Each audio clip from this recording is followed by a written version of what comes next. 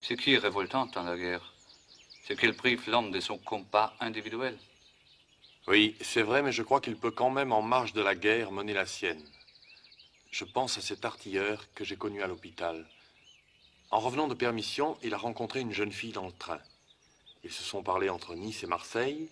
En sautant sur le quai de la gare, elle lui a donné son adresse. Eh bien, pendant 2 ans, tous les jours, il lui a écrit frénétiquement depuis les tranchées, sur du papier d'emballage, la lueur des bougies, même quand les obus pleuvaient, des lettres de plus en plus intimes. Au début, il commençait Chère mademoiselle et terminait par Mes hommages respectueux. À la troisième lettre, il l'appelait Ma petite fée et lui demandait une photographie. Puis ce fut Ma fée adorable.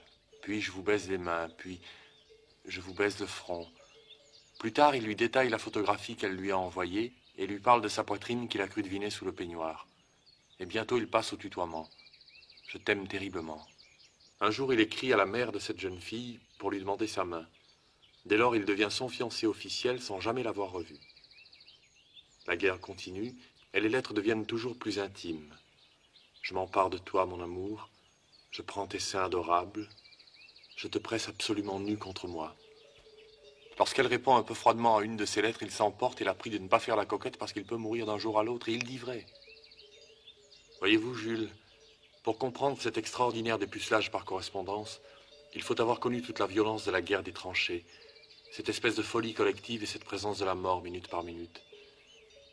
Voilà donc un homme qui, tout en participant à la Grande Guerre, a su mener sa petite guerre parallèle, son combat individuel, et conquérir totalement une femme par la persuasion à distance. Quand il est arrivé à l'hôpital, il était comme vous, blessé à la tête, mais il n'a pas eu votre chance. Il est mort après la trépanation, la veille même de l'armistice. Dans sa dernière lettre à sa fiancée inconnue, il écrivait « Tes seins sont les seuls obus que j'aime.